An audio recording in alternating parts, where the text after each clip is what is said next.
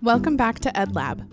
In today's episode, we're tackling the question, what happens when evidence suggests an intervention makes a positive impact for students? So we have evidence that something works. Then what? Who decides when and where it gets implemented and for how long? EdLab is a podcast of the University of Virginia School of Education and Human Development, where we talk to the people behind the school's transformative research, innovative teaching, and thriving partnerships. In each episode, we aim to demystify some of the big questions being asked in education, policy, health, and human services. I'm your host, Audrey Breen. In today's episode, Education Policy Associate Professor Beth Schueler will help us explore the intersection of education policy and politics.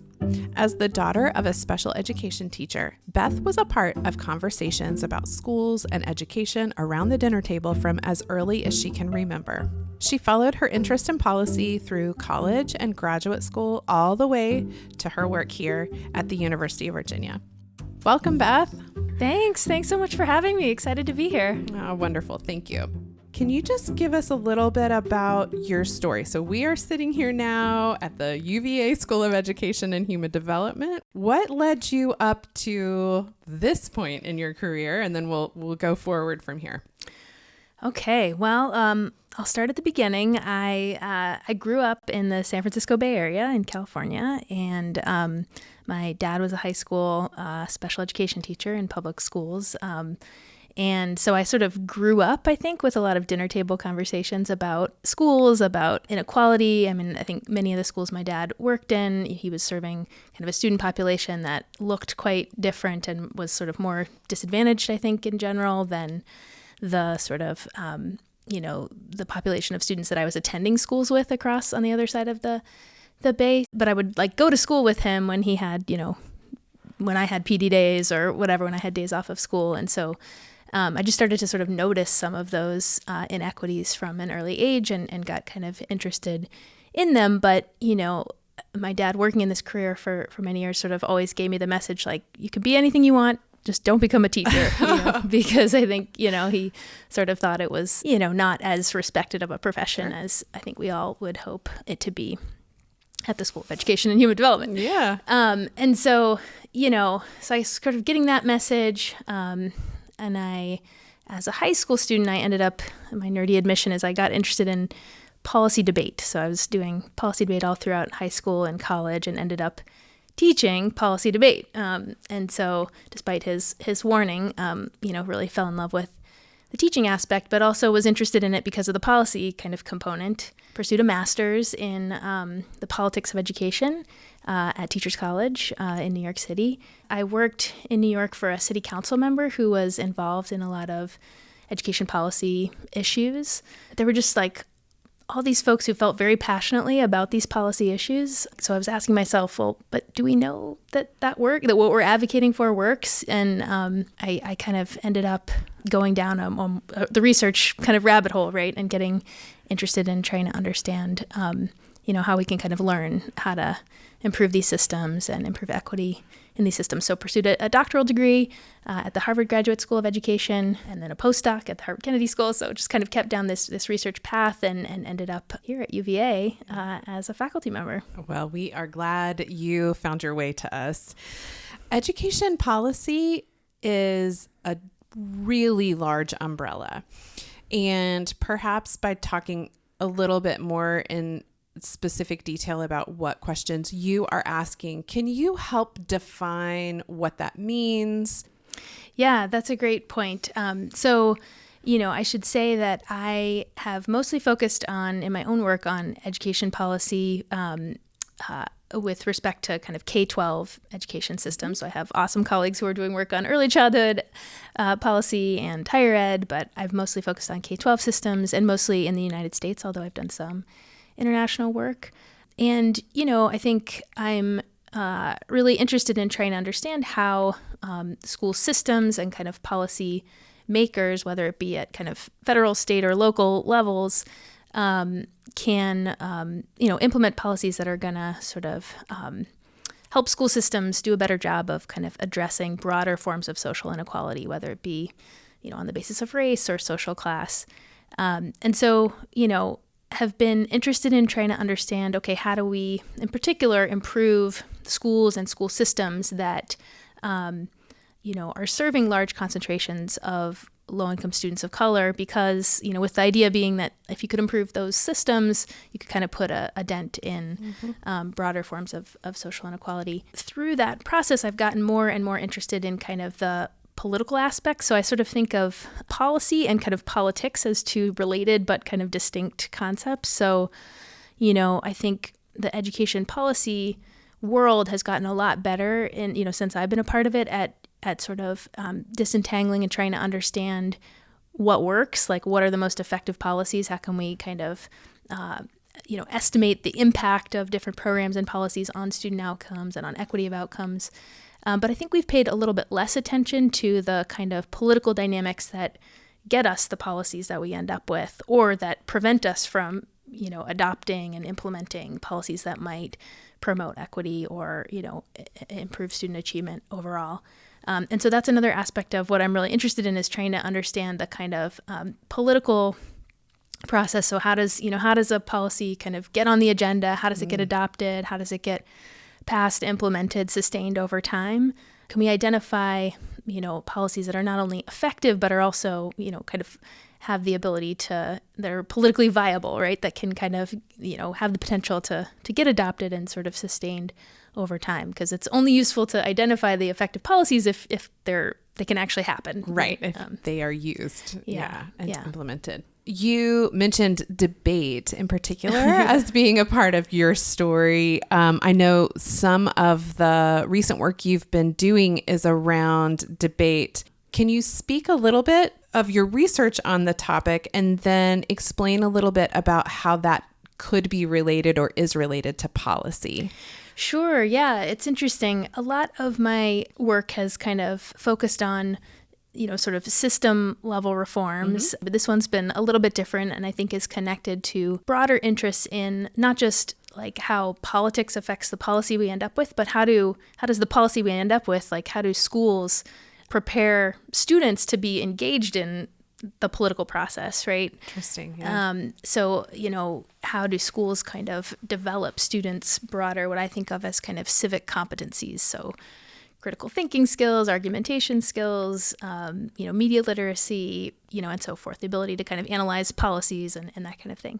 And so those are some of the skills that these policy debate leagues are trying to, actively trying to kind of promote and develop in the students who are participating in their programs. Now, debate programs have historically been found in kind of private schools or the more kind of well-resourced suburban public schools.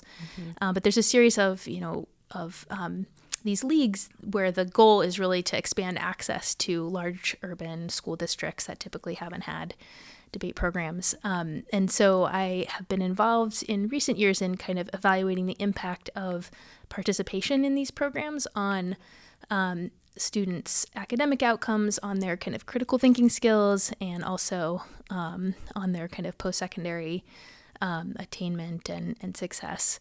To me, I think there's a few intersections with policy. One is, as I mentioned, debate as an example of how schools can kind of prepare students as citizens to be involved in the policy process. Yeah. I don't think we have a lot of research on kind of policy education itself. Like, how do you sort of, how do students learn about public policy? This work that I mentioned was conducted on the Boston public school system. And we just learned that the state legislature in Massachusetts actually funded the Boston Debate program for the next kind of fiscal year. And so, I think there are policy moves that can help to try to kind of scale some of these effective programs more widely. So there's sort of policy levers that can help to support those kinds of programs. Beginning of the conversation, you talked about the value of the research element of really working to uncover which of these policy proposals can be most effective. And can you speak a little bit to what you're finding in these debate programs, what outcomes they might bring for students? Yeah, sure. I sort of skipped over that part, didn't I? So important detail. So yeah, we look at impacts of participation on student academic achievement as measured by kind of standardized test based measures. But one thing that I thought was particularly unique and interesting about this study was we were able to look at sort of student sub-skills on the assessments. And so what we showed was that the gains on English language arts, tests were really concentrated in the standards that are more focused on kind of like analytical thinking skills, critical thinking skills, argumentation skills, as opposed to the standards that sort of assess important but more kind of rote skills, like can you memorize the conventions of language and apply them, that kind of thing. So, so we're sort of making the argument that this is kind of evidence that these programs really seem to improve critical thinking abilities. And then we also looked at the impact on college-going outcomes and found big impacts there. So these programs seem to increase the likelihood that students enter higher education. And I should say, the other thing that is, I think, notable about the study is these are programs for middle and high school students. And we really don't have, as a field, I think, a ton of programs we can point to that really make a meaningful impact in reading and English language arts achievement for older kids. Like there's a lot of work in the, elementary age, which makes a lot of sense, as students are kind of learning to read at that age. But I think, for policymakers who are thinking, well, how can I think there's sometimes this sort of misperception that, it's too late, in high school to make a difference. Right.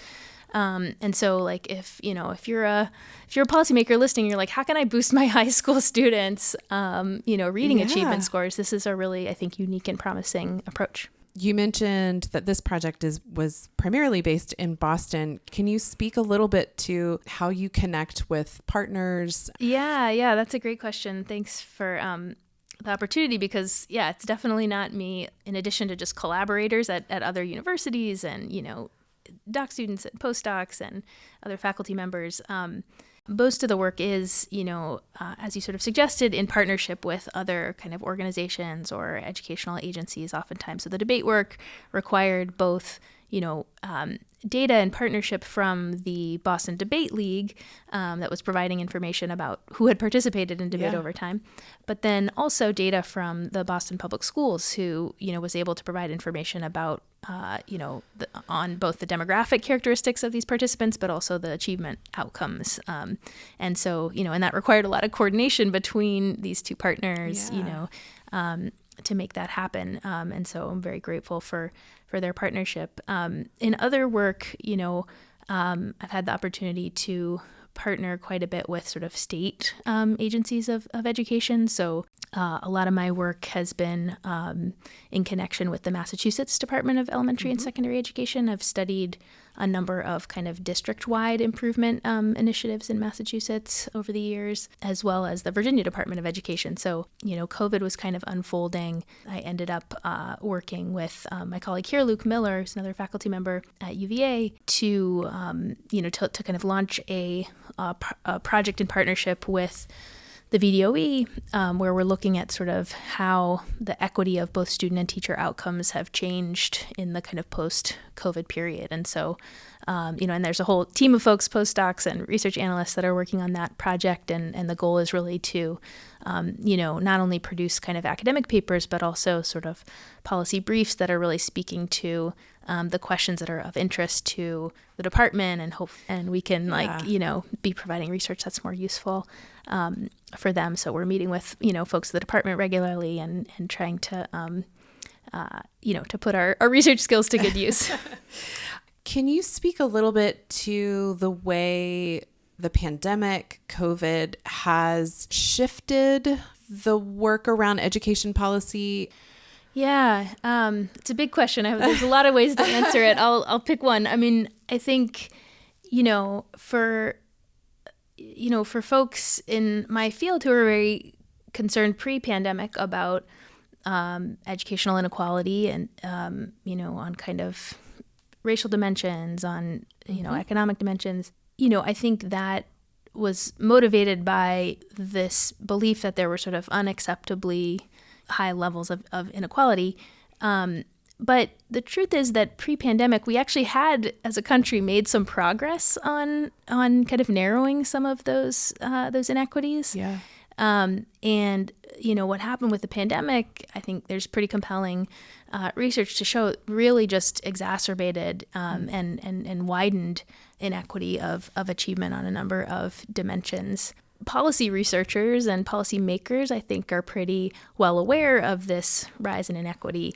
But like public opinion polling, for example, shows that parents are not quite as as worried about this rise in inequity and these kind of academic challenges that I think will continue to sort of affect students in the long run who were impacted during their school years or even before they got to school. And so I think that's part of why it's so interesting to understand like the policy piece, but also the kind of public perception and political piece, because if we have this kind of disconnect between like what policymakers think is going on and what they're prioritizing and what parents care about, it's going to be very hard, I think, to have, sort of sufficient public will to kind of really address those problems. Interesting. Yeah. Some people are calling it like an urgency gap. Interesting. Yeah. Oh, that's an interesting phrase. Well, one final question for you that might help with, sort of looking into the future. If you imagined us having a conversation 10 years from now, what would you hope to know? Yeah, it's a tough one. I think for me, like, as I sort of mentioned, I think as a field, we've gotten a lot better at kind of sort of in a compelling way identifying what the impact of particular policies and programs, is. But we know less about like, okay, well, if we know this is effective and we know this reduces inequity, like, how come it's not how come we can't sort of make this policy a reality? How come it's hard to sort of scale and implement on a wider basis? And so I think what I hope we could know more about is how do we identify kind of those politically viable policies? How do we get these kind of effective policies adopted and kind of implemented on a wide enough scale to really make a dent in those inequities? I mean, it's a hard question to answer because I think in 10 years, I couldn't have predicted that the pandemic was going to so dramatically, sort of shift the research questions that I was answering and addressing. And I think we try to be nimble and responsive to the needs of the field. And so it's a little bit, we don't know what we are going to need to know in 10 years necessarily. Yeah, right. So there's some enduring questions. And I think the one I mentioned is one of them, but it could change and new things will definitely pop up. And that's, I think, what keeps this job interesting is that, there's always new problems and new questions, and you're going to have to kind of find new routes to getting at these problems. It sounds like there is hope in the sense that we have evidence that there are tools that work. And I appreciate you sort of elevating that is not always that doesn't automatically mean that the solution is moving forward, that there are lots of these other forces and components and parts of this whole system of education. Well, thank you, Beth, so much for spending some time with us today. It was, as always, a pleasure to hear about your work and what you're doing. And how about we do this again? I love it. I'm in. We'll figure out what questions you're asking and how close we've gotten to some more of those answers. Thank you so much. That sounds great. Thanks for the opportunity. Take care.